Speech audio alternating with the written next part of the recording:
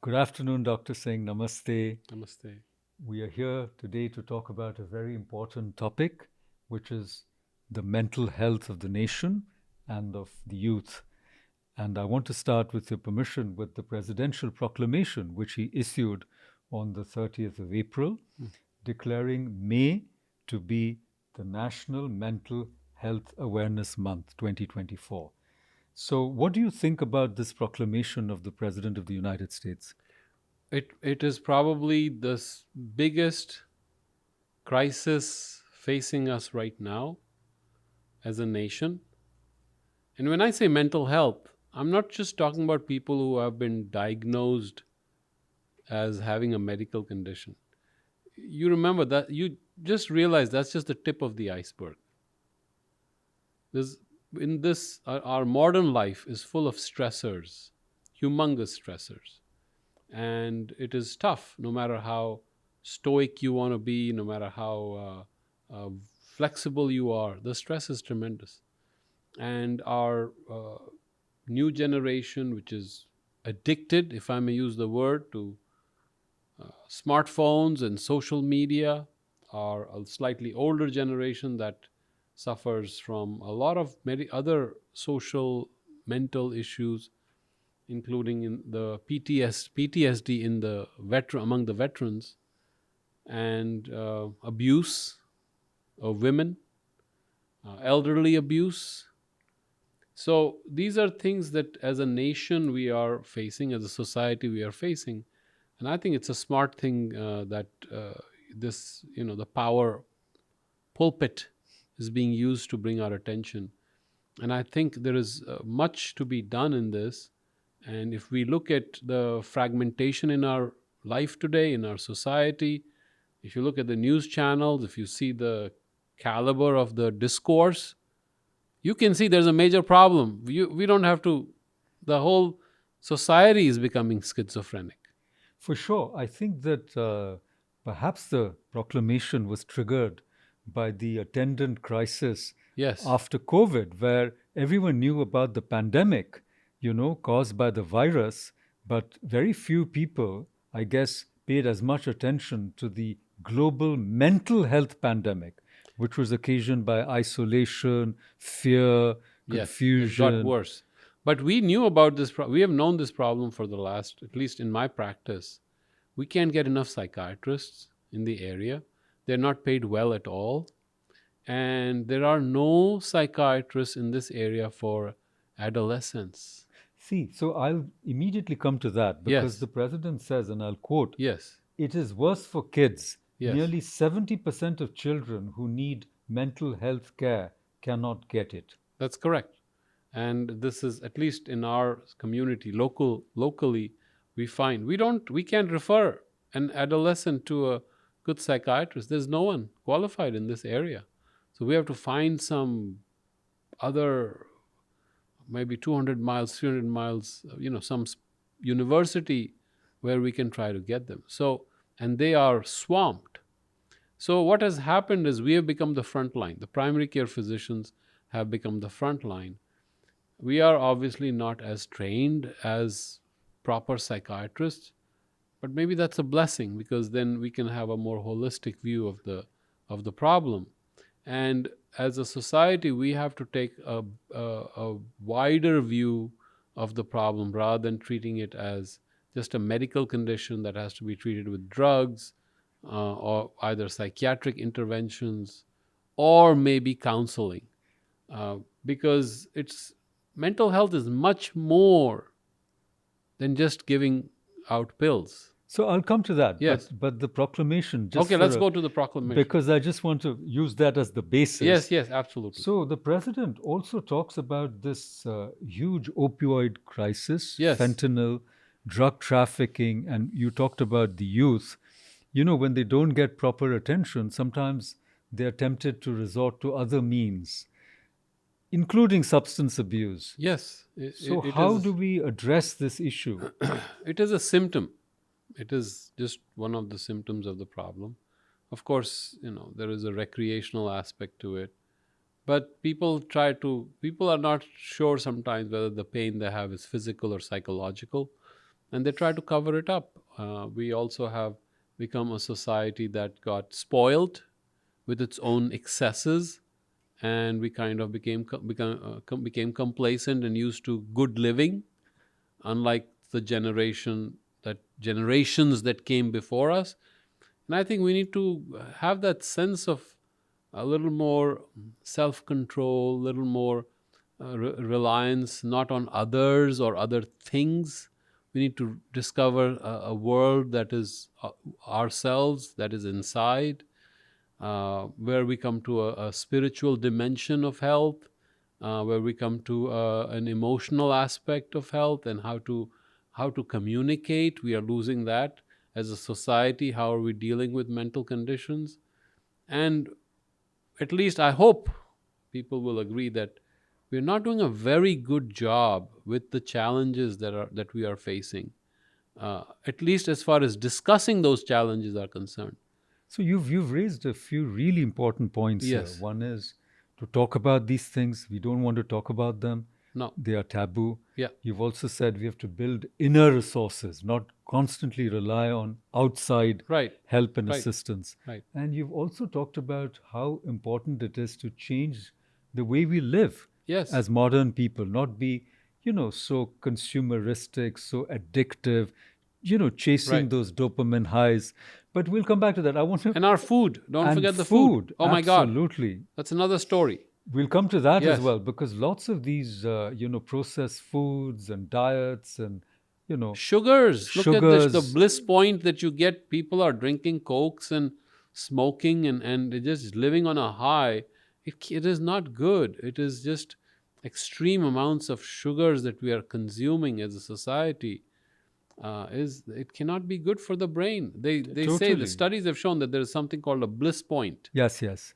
And But you even apart from that, all the Yes. processed foods, studies Yes. have shown, are contributing to schizophrenia. Yes. So if you eat a lot of these processed Right. foods, it affects the way your brain functions. Inactivity also. If you're not exercising, and we have become kind of lazy. I hate to say this, but it feels like the Roman Empire when it started. The decadent. The decline happened, and I hope I'm incorrect, but I'm reminded of that stage, that as a nation, as a civilization, we have reached that point, and it's time that we pull ourselves back, because otherwise we will repeat the same calamity that befell the Roman Empire. We don't want that to happen. We need to awaken. We need to get stronger. We need to develop inner resources. We need to develop such resources as a society. We have to start communicating better, engaging with each other better, and we have to bring our focus back to something that is so important. This is who we are. And the fundamental values of this nation, Yes. the pioneering spirit, Yes. the adventurism, Yes. and the outdoors, all of that. Absolutely. But one more little thing. Yes. The president says we have proposed requiring health insurance plans Yes. to identify the gaps in the mental health care they provide. And if they find they're not covering mental health care on par with physical health care, to make changes to fix it. They must make changes to fix it, but remuneration of psychiatrists is very poor. We have seen almost 3 psychiatrists in the last 15 years who tried to establish their office, and then they shut it down. They would rather go and do work as inpatients because payments were so low. Their way of making money is either to see almost like an assembly line, 50, 60 patients in a day. What kind of counseling, what kind of a deep connect are you going to have? You're like a pill mill, you're just writing prescriptions. And patients just become dependent, hooked on that prescription that the doctor is going to write. This is exactly what mental health should not be, or it cannot have just one aspect. It has multiple aspects to it. Counseling, of course, physical health, nutrition, and then giving a more holistic approach, maybe as we have discussed in the past, Tai Chi, yoga, some kind of biofeedback. In this day and age, all the advancements that we have done, we should be able to figure it out. And if we are not, then it is quite a, it would be quite a calamity. See, we spoke earlier about the rising costs of oncology, Yes, and you had proposed in your article on LinkedIn right. that we have to change the model of care and Yes, that insurance companies need to be onboarded. So, would you say that this is yet another thing that we need the support of the insurance industry, if I may call it that? it's. I think yes, of course. Insurances have to cover this aspect of our health better. And some of the more forward-looking organizations have started doing that. They offer every morning yoga classes to everybody, every employee. I think 10 minutes. They're allowed that they have everyone can get on their national whatever the broadcast for that company. This is a big insurance company, and it's offering to all its employees. So that's, I think, a good thing. But we have to think of looking at different ways of uh, returning to the original spirit of the nation, uh, where and the love for nature was a great part of this country. And we have such great resources in this Yes. country that All states are nobody so else beautiful, has. exactly, and so many parks. And In why fact, don't we shut down these dang phones, and excuse go me, there. and all these social media and the Instagrams, and I don't even know these names. What is it? Uh, the TikToks, and I'm not again not against any company as such, but our kids need to start developing that joy of doing simple things and the touch of earth, the touch of the elements, going out to nature, walks. Those are things that are And critical. those are free, practically free, Yeah, I mean, this country has created a great system with these national with parks. parks. They're so inexpensive. If and they're almost, every state has 25, 30 of them. Exactly, How even you our can own in locality. our own, we do. We went yesterday, we have some visitors. Right. I can't tell you, the whole place is abandoned. There's nobody. Yeah. Nobody's using these resources. Yes. And they're so beautiful and so inviting Yes. and practically free. Absolutely. But now, let me ask you, as the CEO of one of the largest healthcare providers in the region, what are we doing in our own company to support the mental well being of almost 1,700 employees? Not. I don't see that we have done much. It has been something that kind of was not our priority. Usually, the way it is because we cannot get involved in treatment of our employees. And I can't even know what someone has, so I'm not. That's would be a violation of their privacy, their own rights. What all couple of things. One is we get them insurance that covers their mental health. That's just a band-aid. That's unfortunately not good enough, I think. Something deeper has to be found, a deeper approach to oneself, one's own health. And I'm not theologic about this at all. Use any approach that works. But I think our employees should have those resources that they can avail of. We do have good counseling, as far the little that I know. Our HR is very good with that. We have always attempted to have uh, people who try to create a glue like approach in the company, relationship management. But even that will not be enough, because I think eventually our new generation that is coming up, they need those tools to be able to succeed. I've seen some videos that HR sent out, very Right, good, right, on stress in the workplace, right, building relationships, right, seeking help, right. confidence. But I remember you sent me some months ago, a link to What is that? desk yoga. Desk yoga. You're sitting and you can do all these. So again, you want to do things. How do you give those tools to people so that they don't feel like we are being intrusive, yet maybe they can take avail these opportunities, and we can do much more.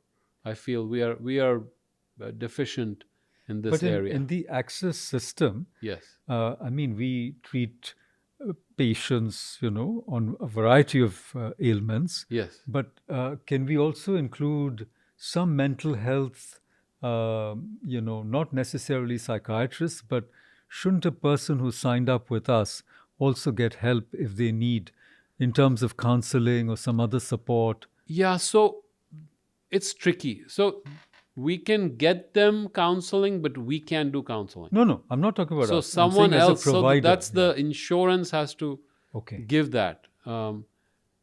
I cannot and will not and must not look at what someone's medical issues Records. or concerns are. Correct. Right off the bat, there are really very strict guidelines for the protection of employees, and because biases, you don't want to create even the appearance of inappropriateness, Of course, impropriety. in our compliance, orientation, we were clearly told about the confidentiality of medical records. Now, this is more than confidentiality, because there have been employers who have tried to exclude certain patients from the coverage, Oh, knowing that they have certain conditions, or gotten rid of those employees. That is, it's not right, obviously, but it's also a violation of there are certain federal regulations. It's a protection, which is a good thing. mm-hmm. So I cannot know. I don't want to know what someone has. But having said that, can we create a space for them that is totally private to them, that they can use at their own free will, their choice? Yes. The only thing is it has to be done online or somehow or the other. We have to create those resources that are available to them online. We have a great wellness center. Yes, where employees are offered and they can take nature walks. There's no problem. There's no charge for that. They can go and attend classes. They can enjoy the ambience. It's the welcome home. Welcome home. They can go there, and that's, I think, I find integral healing and education. Right. Center. You can grow just plants, walking in. Yes. Grow trees. Go and dig the soil. Go deal with compost.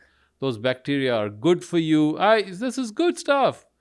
Touching the soil, eating, picking fruit from strawberries from the plant. This is good stuff. So, I must say that in India, there is a famous, you might say, New Age guru. His name is Sadhguru. Right. So when Westerners come to him and some of them are in deep depression, he has a place in his ashram, I'm told, where they roll in mud. They cake themselves in mud. It's very good. And the therapy is supposed to be amazing, because his theory is that, we are all a part of nature. Yes. And we are made up of the same elements. This is an older theory. Right. This is as, so earth, water, air, fire, and ether, all that. Yes. So he's saying that if you immerse yourself in those, and it's true that many of us nowadays don't even remove our shoes. We don't even know the feel of the earth. Right. Native Americans had this. I mean, there are rites as the rite of passage. What is it called? Rite of age? Yeah, rite of passage. Rite of passage, right? As they grew up, they had to take certain physical, they had to build certain physical qualities and capacities. And we are in Homosassa, not near Homosassa. We are near Arapica. We are in Hernando County. This is supposed to be a sacred place for the Native Americans, where they used to have these rites of passage. And the youngsters had to go through, even at the risk of death. Oh. And they had certain meditation exercises. They would be buried in the earth until here, so they could connect with the earth, or in the water. I mean, this is all water around us. And they could swim in all these springs. We have a lot of springs. Florida is the home of springs. So they did. I mean, when I studied the Native Americans, it was quite enlightening. They had these connecting rituals where you connected with nature, which was, I think, very important, which we have lost. So what can we do? Group activities. We used to have, before COVID, we used to have group activities, which we kind of gave up on. Bowling together, basketball together. I mean, those are things we can do. because connecting with each other, I think, is very important. Having deep relationships are very important for mental health. Having hobbies, learning how to enjoy yourself. It doesn't matter what you do. If you enjoy it fully, and it's not hurting you. I'm not talking about alcohol or something like that. If you can give yourself to something Higher than yourself. higher, Lower lower, it's the earth. I'll take lower. I'll take the earth. Beside, outside of of yourself, yourself. then it's a beautiful thing, and that Would takes you the say, focus. Dr. Singh, that the mental health pandemic is also connected with the loneliness pandemic? Absolutely, yeah. We our worlds, we are broken. I mean, neighbors don't talk to neighbors.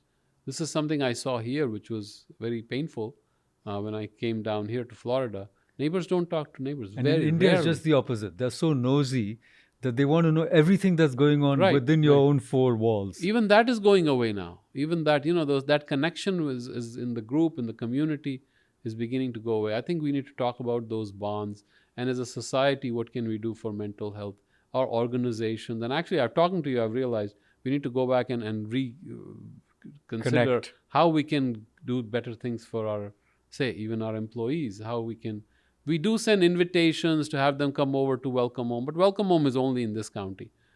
We don't have it everywhere else. So maybe we have beautiful parks in every community. Yes. I mean, We've what a had wonderful great conversations in the, what's it called? The Deltona, whatever. Yeah. Deltona Park. I mean, this country has amazing people who created, who the founders. They created some beautiful things.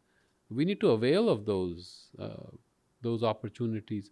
So I'm totally. I mean, I'm all for this great proclamation.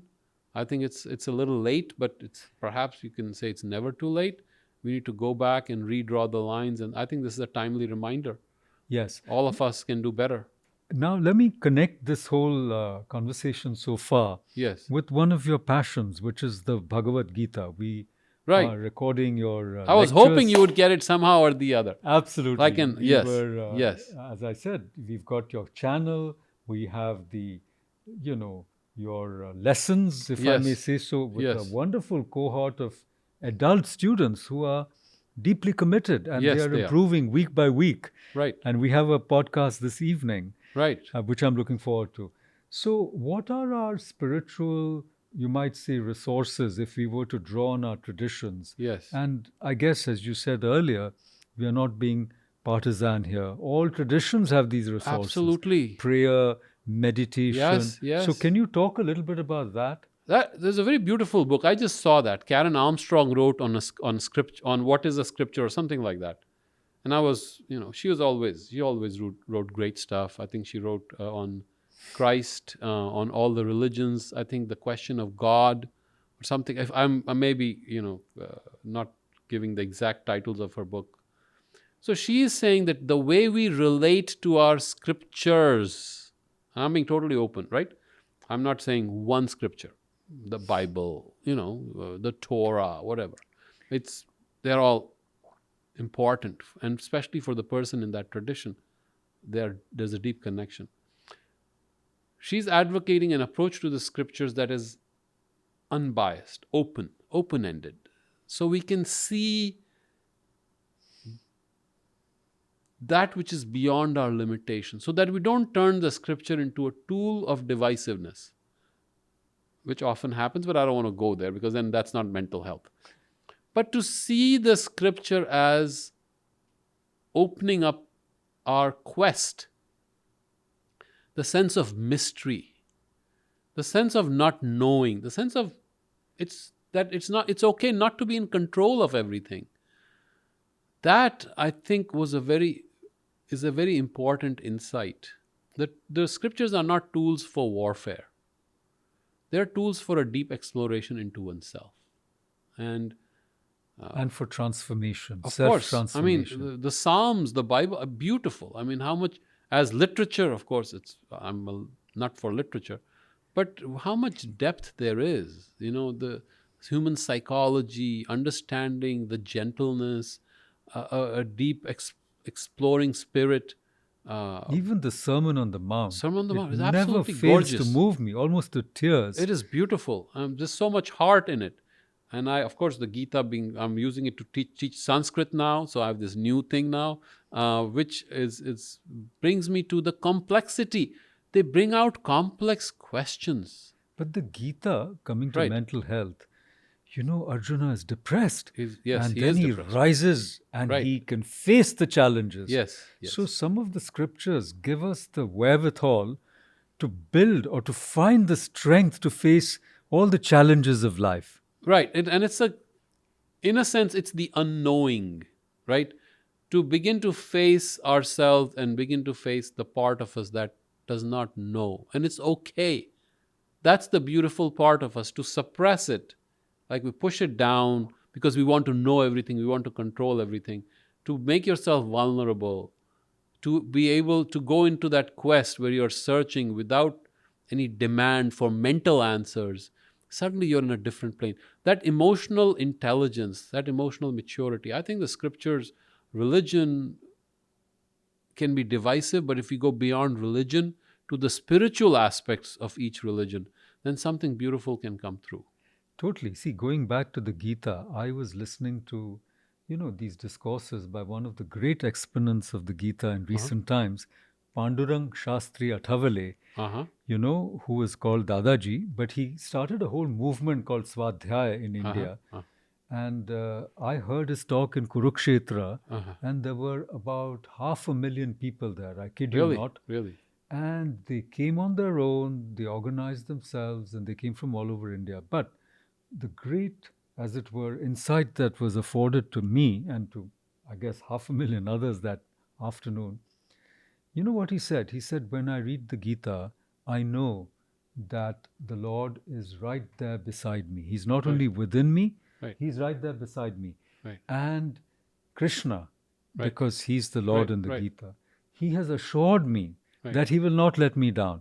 And yesterday we were the other day talking to Parthudada, and he said that is what the psychic awakening is. That your faith becomes unshakable, that you are a part of the divine scheme of things. And the entire power of the universe is actually in, not only available to you, but in your grasp. Yes. And that gives you, once you told me yourself that, you said, I'm a child of the mother. Nothing can crush my spirit. Yes. So isn't it true that when you go deep down into any scripture, you find that tremendous assurance? You find it in the Bible when you know that Jesus is going to be with you regardless.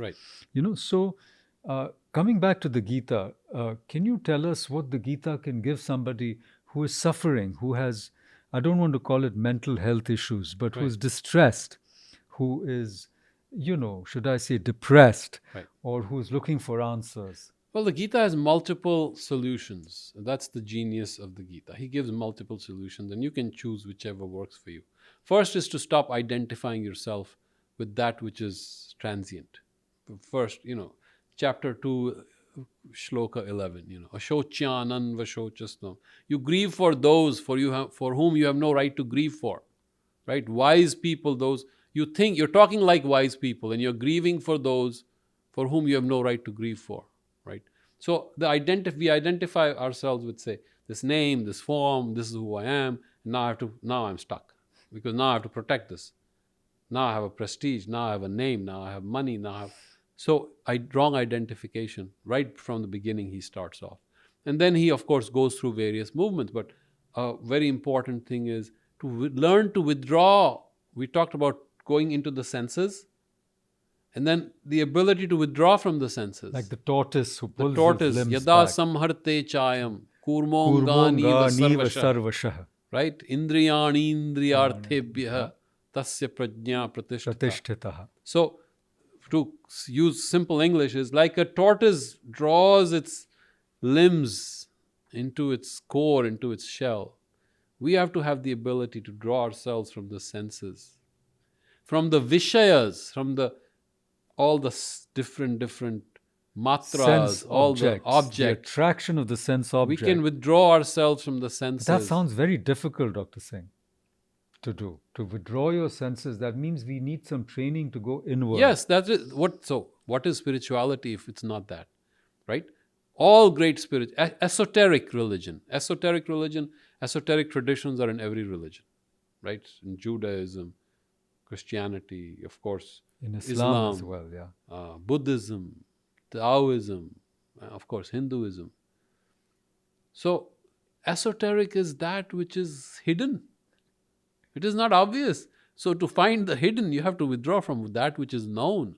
You have to move into the territory of the unknown. So that's the second point. Then what else does Gita do? Karma yoga, for example? Yes, working hard, putting all your, with excellence. Karmasu kaushalam. Yet with equanimity. Samatvam yoga uchyate. Now that equanimity is a tough thing. Very tough, especially when you're tested. But if you can develop that, it starts with realizing who you are and who you are not. So end of false identification, right? The ability to turn inward, yes, seeking excellence in work, right? Having dispassion, balance and equanimity, and doing work without attachment to the fruit. I'm going to do this because I'm going to get this, and I'm going to do this because it's actually, after a while it becomes ridiculous. We do not know what we results come on their own. If you give your 100%, right, good results will come from good work. It may not be what you wanted, but something else opens up. So which brings us to the other point, which is of how do you manage the mind? What does the Gita tell you, and the Yoga Sutras? Yes. Mastery of oneself. We talk about mental health. If you haven't mastered yourself, there's nothing you have mastered. You can control the whole world. Chitta vritti nirodha. Yes. What about that? So your consciousness is always turning, right? We always have one direction or the other. So food, good clothes, good car, good looks, all those things. Have fun, but consciousness is always moving. When it does not have any direction, that, as Krishnamurti said, when consciousness has no direction. Now that choiceless awareness. Choiceless awareness. So imagine we're always running after things, we're going crazy, we need this. We have to have it, the latest iPhone. I don't even know what it is now, 17th, 18th. We have to have the latest, and you're going to stand in line all night. I mean, what? Come on, what is this? Go get it when it is available if you really need it. You don't need it. This is where we are. We feel like we have, and who created this artificial need? So I think consumerism depends on that. They make you feel inadequate. A lack or a need is created, and then you feel that by getting that object, you're filling up the void. Right. But there's no void, actually. There's plenitude inside, isn't it? It's what seems like a void is fullness, is absolute fullness. So, Gita gives you a lot of lessons: self-mastery, freedom from the limitations of this external world, discovering a deeper world, discovering the divine, searching for the divine, working in a different frame of consciousness, working from a balance, doing things for others, doing things. Loka sangraha means that which brings everyone together. That is a beautiful ideal. To bring everyone together for an upward journey, for an uplifting journey. That is how I understand Loka sangraha. Sangraha is to bring together. Gather them into a higher purpose, to get something that connects everyone. So it has some beautiful, solutions. And if we can pay attention to that, then I think it will give us a lot of relief. In fact, chanting, just chanting itself, great scripture will allow you to release that energy if we learn how to chant, which is what, again, I'm trying to teach people how to chant. It completely shifts the consciousness. Chanting completely shifts your mental attitude. So, the Gita, as we've said before, is a great text of integral yoga. Yes. It brings all the approaches into a comprehensive framework. Yes. And in our conversation also, we've seen, if I may summarize, that mental health is not just mental. It's not just about getting medication or psychiatric treatment. Yes. It's an entire package. You have to pay attention to your body Yes. because you have to eat properly. You brought in nutrition. Yes. We may also say you need to rest because we don't sleep properly. We are so disturbed. Absolutely. Then we have to de-stress, from distress to de-stress. Yes. Right? Then we need some emotional balance. We need friendships. We need love. We need community activities. We have to overcome loneliness. So there's the emotional aspect. We have to control our senses. So the vitals have to be purified. Yes. And then the mind, the training of the mind. You might even say the dispassionate, analytical approach that Krishna himself advocates, that look at yourself, look at what you're saying. You're illogical, all the different approaches. And then finally, as you said, the psychic, the assurance that the divine is within me and beside me.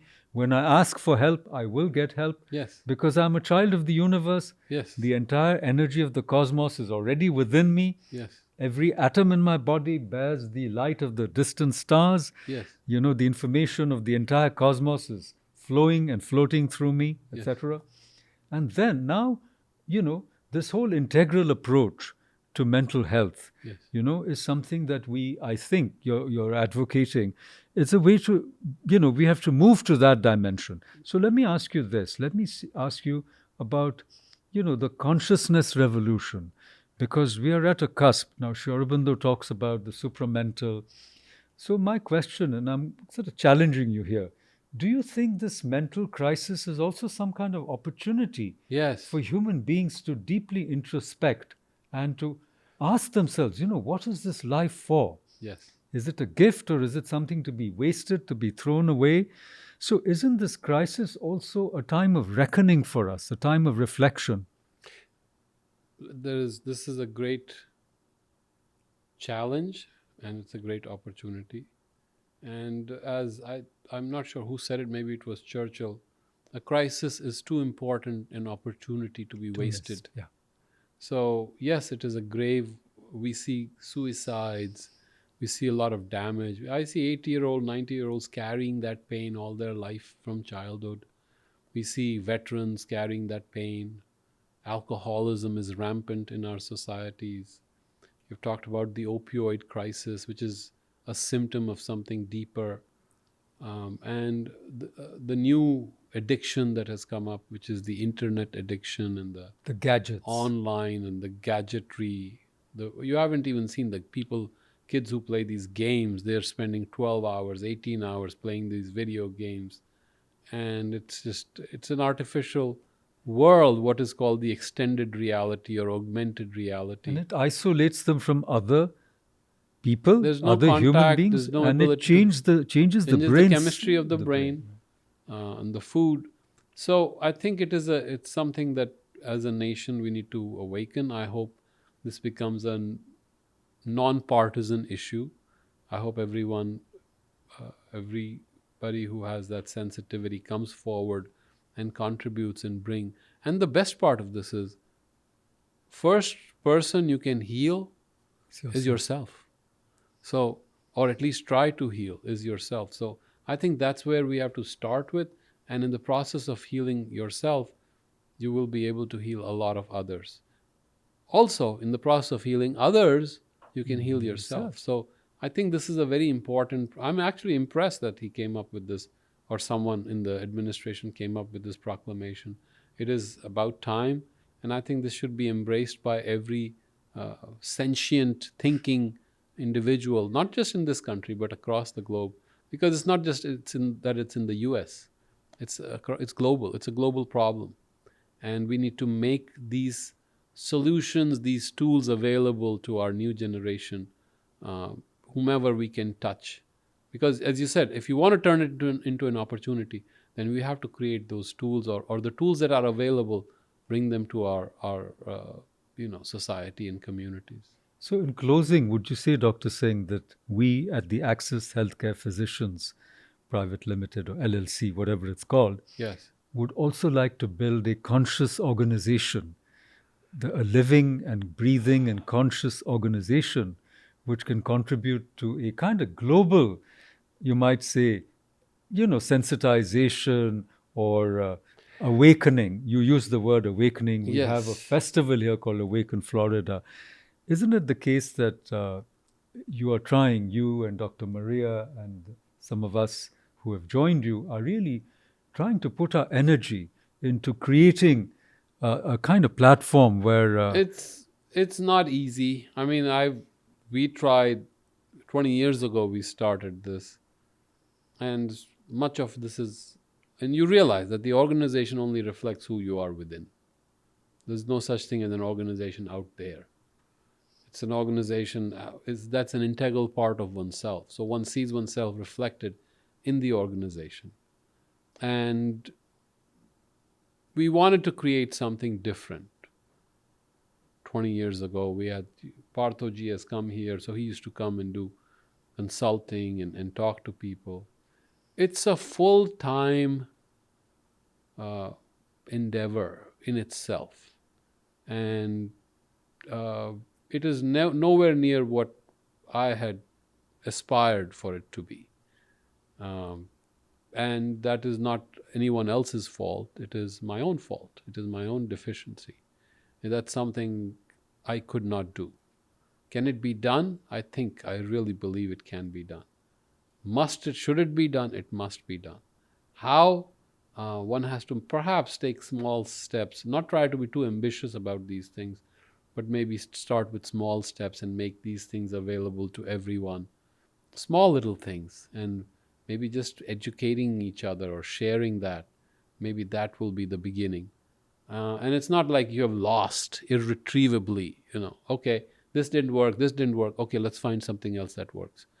We have something now that we didn't have, say, even 5 6 years ago. We have a great purpose driven location, which is a wellness center, which has a great purity of intent, and at least the natural atmosphere is beautiful. I think we need to use that better. I think we need to make the spiritual dimension of our heritage, and I'm using it because it's our human heritage, uh, available. available to all of us. I think we need to bring that up for everyone. I'm not dividing it by on one religion or the other, because it's my It's the heritage too. perennial philosophy, as It is Aldous it is Huxley a called it. human heritage. So Correct. I claim all No human heritage is mine. ownership, individual or I own collective. it. It's Yeah, my that's right. ownership. This That's time right. I'm going to suggest that, not in an egoistic sense.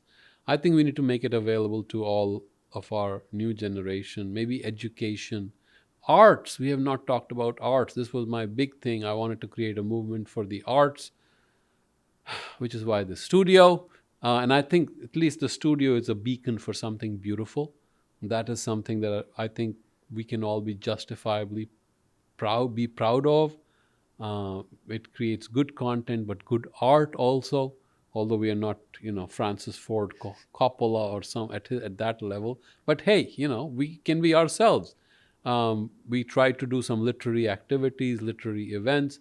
So you are here, maybe that's something you can build for our communities. Some arts program, although they have some great fine arts in this community. How can we help create, promote that, the theater, um, dance, music, all that, Poetry. poetry, of course. How can I forget poetry? All this literature, all this, I think we have to somehow make it available. And talking to you has given me some ideas. Now maybe I can go back and try to implement some ideas across the organization. We all can probably bring it across the organization. Something fun, something to laugh at. We can all have, laugh at ourselves, laugh at Laughter each. is the best medicine, as they Yes. say. So I think we need to rediscover that joy of living, joy of being who we are, and sharing that joy with each other, despite all the stressors. And perhaps the stressors are there because we don't enjoy enough. That's But right. That's my point. Because yeah, even in the presidential proclamation, there's only one dimension that is mentioned, the crisis, not the opportunity dimension. And even, office, I've looked at a number of these videos that have come out or, you know, articles because of this. And everyone talks about burnout and stress. They don't see the great opportunity of going inward and coming up with solutions or trying to push back against this crisis. So I'm very glad that we've had this very open conversation. And I just wanted to say, to end on a positive note, that, Yes. I appreciate your humility, your ability to go inward and take responsibility.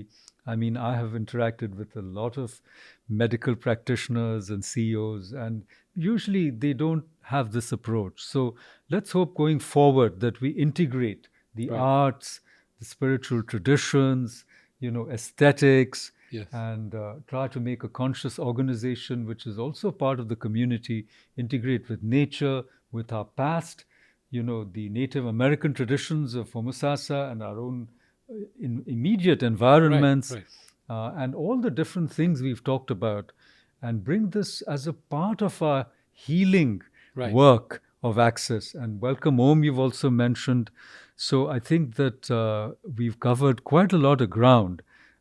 And I thank you very much for Absolutely. this. Maybe we can use one of these ideas and start next week for everyone. Well, in something shared, and then we can allow people to bring some ideas. Let's think through this. Okay, Thank you. brilliant. Thank you so much. Thank you.